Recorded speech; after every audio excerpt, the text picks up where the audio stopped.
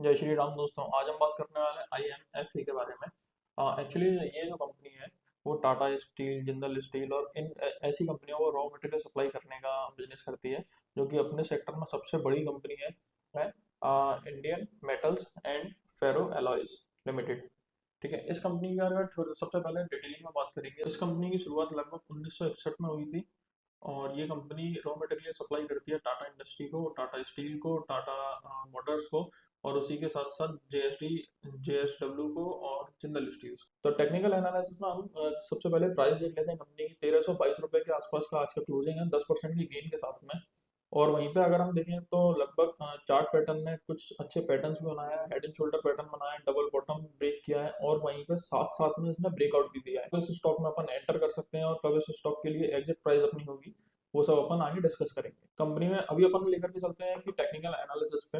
तो मेरे according technical analysis जो है उसमें सबसे पहले प्राइस एक्शन आता है। तो प्राइस एक्शन की अगर अपन बात करें तो कंपनी ने लगभग लगभग अभी जो चार्ट में दिख रहा है 1300 रुपए के आसपास की रेंज जोन में अभी अपन स्टार्ट करते हैं टेक्निकल एनालिसिस का सेकंड और सबसे मेजर पॉइंट, जो कि एंट्री के लिए सबसे ज़्यादा इंपॉर्टेंट रहता है, RSI के बारे में। RSI की अगर अपन बात करें तो 55 रुपीज़ के 55 के आसपास चल रहा है, जो कि ना ओवर सोल्ड जोन में है, ना ही ओवर बोट जोन। एंट्री के लिए भी कंफर्मेशन के लिए हमको हम थर्ड और सबसे मेजर स्टॉक के लिए मेजर इंडिकेटर के लिए चलते हैं, जो कि है EMA।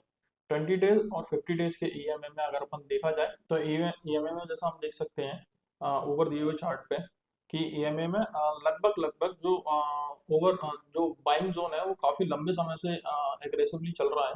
कंपनी ने लगभग लगभग 2 साल से या 3 साल से कभी डाउनफॉल नहीं देखा। तो उसके बेसिस पे हम देख सकते हैं, क्योंकि ग्लोबल जो मार्केट चल रहा है, स्टील मार्केट जो ग्लोबल परफॉर्म कर रहा है, उसके बेसिस पे भी हम देख सकते हैं कि 2 साल में मेटल सेक्टर में डाउनफॉल नहीं आया है। तो इसकी एंट्री अपन को कहाँ से लेनी चाहिए, कहाँ पे एग्जिट करना चाहिए, इसके लिए सबसे पहले हम यूज करेंगे फिबोनाची। ठीक है, ऊपर दी हुई स्क्रीन पे आपको दिख रहा होगा कि फिबोनाची का यूज हमने यहाँ पर कैसे किया है। ओके, इसी के साथ साथ हम यहाँ पे देख सकते हैं कि अपन RSI, MACD और ये सब इंडिकेटर्स लगाने के बाद में हमको कंफर्मेशन ये मिलती है कि जो सपोर्ट रेंज है वो लगभग लगभग 999 का परफॉर्म कर रहा है अभी। और वहीं पे अपनी जो रेजिस्टेंस लेवल अप्रोक्सीमेटली मैं मान करके चलता हूँ 1600-1700 रुपए के बीच के रहने वाला है। और अगर ब्रेकआउट पैटर्न की बात करें तो ब्रेकआउट पैटर्न आने से पहले कंफर्मेशन जो दिया था वो हेड एंड शोल्डर पैटर्न ने दिया था, और डबल बॉटम ने दिया था, जो कि हम देख सकते हैं इस चार्ट में। अभी हम शुरू करते हैं कंपनी का फंडामेंटल एनालिसिस। कंपनी फंडामेंटली कितनी ज़्यादा स्ट्रॉन्ग है, कितनी ज़्यादा वैल्यूएबल है, इन्वेस्टमेंट के पर्पज से है या नहीं है, ये डिसाइड करते हैं। फंडामेंटल्स में सबसे पहले हम बात कर लेते हैं नेट प्रॉफिट की। तो company net profit year on year 14% के आसपास की ग्रोथ दे रही है, जो कि ऑलमोस्ट देखा जाए तो FMCG सेक्टर या बहुत सारे IT सेक्टर, बहुत सारे ऐसे सेक्टर हैं जिनसे बहुत ज़्यादा है। और वहीं पे अगर अपन कंपनी की वैल्यूएशंस देख करके चलते हैं तो कंपनी की वैल्यूएशंस पूरे मार्केट में, इंडियन मार्केट में सबसे ज़्यादा है। सेकंड पॉइंट लेकर के चलते हैं अपन डेब्ट टू इक्विटी रेशियो। डेब्ट टू इक्विटी रेशियो में देखा जाए तो अपने जो कंपनी है 0.15% के आसपास का। तो कंपनी के अगर लोन्स को और डेब्ट टू इक्विटी रेशियो को देखा जाए तो कंपनी के पास में जो रिजर्व है वो कैपिटल लगभग लगभग 90 टाइम्स ज्यादा है जो उसका उसके ऊपर लोन है। तो आप अंडरस्टैंड कर सकते हो कि कंपनी का रिजर्व कैपिटल कितना ज्यादा हो सकता है। लगभग 2400 करोड़ रुपए के आसपास जो इनकी पूरे ईयर की सेल है उससे लगभग दोगुना वो कंपनी के पास में रिजर्व कैपिटल। तो वहीं पे कंपनी का पी रेशियो की अगर अपन बात करते हैं, जो कि कंपनी की वैल्यूएशन किस बेसिस पे है उस पर डिसाइड करते हैं।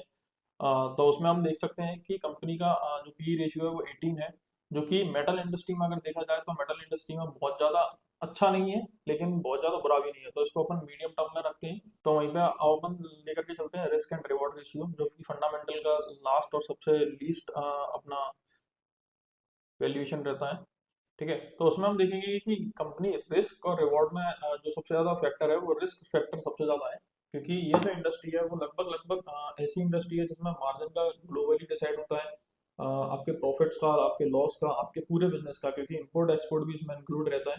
तो आपके पूरे बिजनेस का जो इफेक्ट पड़ेगा वो ग्लोबली पड़ेगा। अगर बाई चांस कोई भी कंट्री आपसे, इंडिया से इंपोर्ट एक्सपोर्ट बंद कर देती है तो उस जगह पर सबसे ज्यादा फर्क इस कंपनी में। ऐसे ही और कंपनियों के ओवरव्यू जानने के लिए और कंपनियों के एनालिसिस जानने के लिए हमको फॉलो कीजिए या सब्सक्राइब कीजिए। धन्यवाद। आप देख रहे हैं मेरे चैनल पे, मेरा नाम है ऋतिक, और मैं कोई सेबी रजिस्टर्ड रिसर्च एनालिस्ट नहीं हूँ। तो ये वीडियो देखने के बाद में आपकी जो भी रिकमेंडेशंस रहती है वो कमेंट सेक्शन में बताएं, और अपने रिसर्च एनालिस्ट या अपने किसी भी सीए आरए से अपने कंफर्मेशन लें इसको बाइंग करने से पहले।